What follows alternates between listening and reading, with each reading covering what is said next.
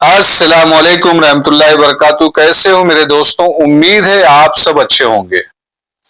خواجم شاہ پیچھے ہٹ کر کے دریائے سندھ تک پہنچنا چاہتے تھے، کیونکہ وہ سوچتے تھے کہ اگر وہاں پہنچ جاؤں گا تو مجھے ایک وقت مل جائے گا اور میں اپنی فوج کو تیار کر لوں گا۔ اور ان کے پیچھے جو انہوں نے چھاپا مار دستوں کو چھوڑا ہوا تھا، وہ منگولوں کی نقصانات بہت زیادہ کر رہے تھے، چھاپا مارتے تھے پیچھے اور اس کے بعد میں غائب ہو جاتے تھے، اور یہ ایسے ہی سلسلہ چلتا رہے گا۔ لیکن ایک ایسا بھی وقت آیا کہ ان کو اپنے فیصلے کو بدلنا پڑا، اور پسپائی کی صورت میں چنگیز خان اگر پیچھے ہٹا تو سیگی طوطوں سے مختلف اس کا انجام نہیں ہوگا۔ اور چنگیز خان نے اپنے دماغ کو لگایا کہ نہیں، اگر میں پیچھے ہٹوں گا تو پھر بہت نقصان ہو جائے گا، سیگی طوطوں جیسا ہو جاؤں گا، اس سے بہتر ہے کہ میں آگے بڑھوں گا۔ صحرائے گوبی کا غبارہ دیدہ ان خطرات سے بے خبر نہ تھا۔ اسے معلوم تھا کہ جلال الدین خواجم شیر اسے اپنی خطرناک کچھار میں لا رہا ہے، لیکن آگے بڑھنے کی بجائے پیچھے ہٹنا زیادہ خطرناک سمجھتے ہوئے اس نے قدم قدم پر سخت ترین نقصانات کی پرواہ نہ کرتے ہوئے اپنی رفتار تیز کر دی۔ جلال الدین خواجم نے امین الدین ملک اور تیمور ملک کو حکم دیا کہ یہ فوراً مستقرہ کو چھوڑ کر اپنی فوجیں مشرق کی طرف لے جائے، اور خود 8,000 جابازوں کے ساتھ منگولوں کی رفتار کم کرنے کی تدبیر سوچنے لگے، پلاننگ کرنے لگے۔ صبح منگول جب سورج کے سامنے سر بسجود تھے، جلال الدین خواجم نے ایک پہاڑ کے عقب سے نمودار ہو کر ان کے لشکر کے بائیں بازو پر حملہ کر دیا، اور جب تک دوسری جو لشکر تھے وہ سمجھ پاتے، قلب لشکر کے سپاہی بائیں بازو کی فوج کی مدد کے لیے پہنچ پاتے، جلال الدین خواجم 3,000 منگولوں کو موت کے گھاٹ اتار کر پہاڑیوں میں غائب ہو چکے تھے۔ چنگیز خان نے جلال الدین کو پیچھا کرنے کی بجائے ہراول کے دستوں کو امین اور تیمور ملک کی قیادت میں پیچھے ہٹنے والی فوج کا پیچھا کرنے کا حکم دیا، اور باقی لشکر کی رفتار بھی تیز کر دی۔ جلال الدین خواجم کو ایک اور موقع ہاتھ آیا، اور انہوں نے دوپہر کے وقت پیچھے سے نمودار ہو کر رسد کی دستوں پر حملہ کر دیا، لیکن عقب کی جو فوج تھی پیچھے کی، وہ رک کر مقابلہ کرنے کی بجائے صرف سنبھالتے ہوئے مدافعانہ جنگ لڑتی ہوئی آگے بڑھتی گئی۔ جلال الدین خواجم نے رسد کے سامان سے لدے ہوئے خچر منتشر کر دیے، ادھر ادھر کر دیے، اور دور تک منگولوں کا پیچھا کر کے ان پر تیر برساتے رہے۔ آخر کار تیسرے پہر انہوں نے فوج کو رکنے کا حکم دے کر ایک افسر سے کہا، خدا خیر کرے، مجھے معلوم ہوتا ہے کہ امین الملک حماقت کر بیٹھے، غلطی کر بیٹھے ہیں۔ انہوں نے منگول تاتاریوں کے ہراول دستے دیکھ کر میرے حکم کے خلاف ان کے ساتھ لڑائی شروع کر دی ہے، ورنہ پیچھے میں میرے حملے کے باوجود تاتاریوں کے نہ رکنے کی وجہ اور کیا ہو سکتی ہے؟ ترک افسر نے جواب دیا، امین الملک اتنا بیوقوف نہیں، اگر ہو بھی تو تیمور ملک جیسا جہاں دیدہ سپاہی اس کے ساتھ ہے۔ سلطان خواجم شاہ نے کہا، لیکن منگول سامان رسد کے ایک خچر کو 100 سپاہیوں سے زیادہ قیمتی سمجھتے ہیں۔ آج انہوں نے مڑ کر بھی نہیں دیکھا۔ اس سے دو ہی باتیں ظاہر ہوتی ہیں، امین الملک نے یا تو ان کے ساتھ لڑائی شروع کر دی ہے، یا وہ ان کے نرغے میں آ چکا ہے، گھیرے میں آ چکا ہے۔ ہمیں ان کی مدد کو فوراً پہنچنا چاہیے۔ جلال الدین خواجم کی جو خدشات تھے وہ صحیح ثابت ہوئے، جو وہ سوچ رہے تھے وہ صحیح تھا۔ شک جو کیا تھا، چنگیز خان کے ہراول کے چند دستوں نے قریباً 20 کوس الغار کرنے کے بعد امین الملک کے لشکر کو جا لیا۔ امین الملک نے یہ سمجھ کر کہ ان کی تعداد بہت تھوڑی اور پیچھے جلال الدین کے حملوں کے باعث چنگیز خان اتنی بڑی فوج کے ساتھ نہایت معمولی رفتار سے پیش قدمی کر رہا ہوگا، فوج کو ٹھہرنے کا حکم دے کر ان پر حملہ کرنا چاہا، لیکن تیمور ملک نے اس ارادے کی مخالفت کی اور انہیں سمجھایا کہ ہراول کو اس قدر تیزی سے آگے پیچھے سے بھیجنے سے چنگیز خان کا مقصد اس کے سوا کچھ نہیں ہو سکتا کہ وہ ہمیں الجھائے رکھے اور اس کی جو تازہ فوج ہے وہ ہمارے ساتھ میں آ کر کے لڑائی شروع کر دے۔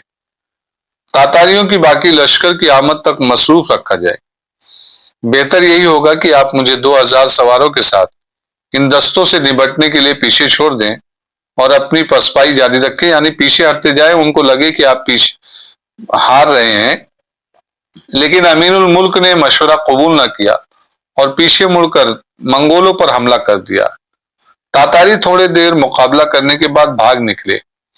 امیر الملک نے لشکر کو دوبارہ کوچ کا حکم دیتے ہوئے تیمور ملک سے کہا، دیکھا، آپ نے مجھے یقین تھا کہ یہ چنگیز خان کے ہراول کے دستے نہیں بلکہ کسی طرف سے کوئی اور گروہ اس طرف آ نکلا ہے۔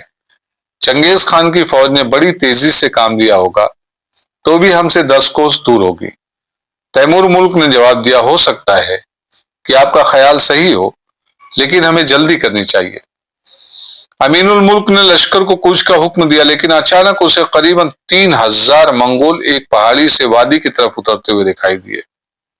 اس دفعہ تیمور ملک نے اسے سختی سے روکنے کی کوشش کی لیکن جس قدر تیمور ملک کے شک پختہ ہو چکے تھے اسی قدر امیر الملک کا یہ یقین پختہ ہو چکا تھا کہ یہ مختصر سی فوج کسی اور طرف سے آ نکلی ہے اور اس کا چنگیز خان کی باقاعدہ فوج کے ساتھ کوئی تعلق نہیں، جو اس کے خیال کے مطابق ابھی کوسوں دور تھی۔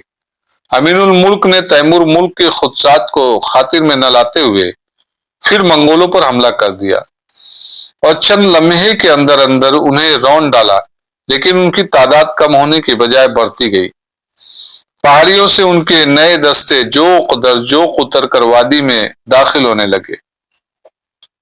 تقریباً ایک پہر لڑنے کے بعد امیر الملک نے دیکھا کہ دشمن کی صفوں میں 10-12 ہزار سپاہی جمع ہو چکے ہیں اور اس نے پریشان ہو کر تیمور ملک سے سوال کیا، اب ہمیں کیا کرنا چاہیے؟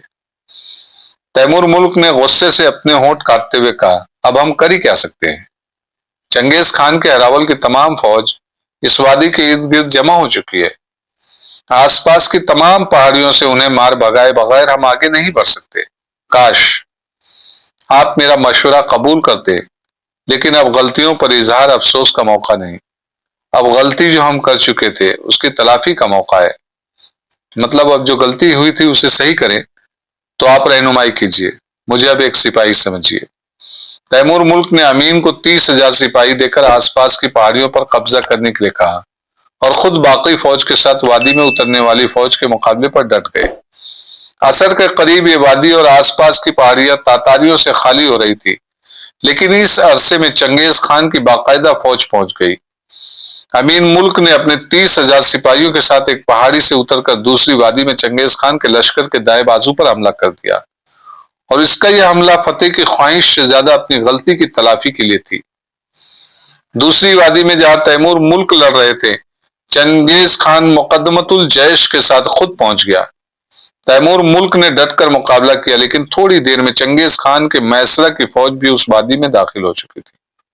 تیمور ملک شام کی تاریکی سے فائدہ اٹھانے کی امید میں لڑ رہے تھے کہ اندھیرا ہو جائے تو ہم یہاں سے نکل جائیں، اور دوسری طرف وادی میں امین الملک کے پاؤں اکھڑ چکے تھے، لیکن اچانک جلال الدین خواجم کے پہنچ جانے سے بچے کچے سپاہیوں نے بھاگ نکلنے کا ارادہ ترک کر دیا اور اپنی جان کی بازی لگا دی۔ جان توڑ کر حملے کرنے لگے۔ جلال الدین خواجم نے چند حملوں میں میدان صاف کر دیا، اس میں کم سے کم 22,000 منگول مارے گئے اور امین الملک کے قریب جا کر سوال کیا، مجھے تم سے یہ احمقانہ ہمت کی توقع نہیں تھی، یا قدرت نے میری بدقسمتی میں اضافہ کرنے کے لیے تیمور ملک جیسے جہاں دیدہ سپاہی کے دماغ میں بھی جنون کے آثار پیدا کر دیے۔ امین الملک نے ندامت سے سر جھکا کر جواب دیا، یہ میرا قصور ہے، تیمور ملک نے مجھے منع کیا تھا، میں نے اس کا کہا نہ مانا، مجھے یقین تھا کہ تاتاری بہت دور ہوں گے، خدا ہر انسان کو تمہارے جیسے احمقوں کی دوستی سے محفوظ رکھے۔ اب میں تمہیں ایک کام سونپتا ہوں، تم فوراً غزنی کی طرف روانہ ہو جاؤ اور میری بیوی بچوں کو لے کر کسی محفوظ مقام کی طرف نکل جاؤ۔ اہل شہر کو بھی یہ مشورہ دو کہ وہ ہندوستان کی سرحد کی طرف نکل جائیں۔ جلال الدین نے اس وادی میں رہی صحیح فوج کو اکٹھا کر کے چند پہاڑی عبور کرنے کے بعد تیمور ملک سے نبر آزما ہونے والی فوج پر حملہ کر دیا اور تیمور ملک کے ارد گرد گھیرا ڈالنے والی صفوں کو درہم برہم کرتے ہوئے ان کی فوج کے ساتھ جا ملے، چیرتے پھاڑتے ان کے ساتھ جا ملے۔ جب شام کی بڑھتی ہوئی تاریخی میں کسی کو دوست اور دشمن کی تمیز نہ رہی، جلال الدین خواجم ایک زوردار حملوں سے میدان خالی کرتے ہوئے قریباً 8,000 سپاہیوں کے ساتھ وادی سے نکل گئے، لیکن چنگیز خان کے حکم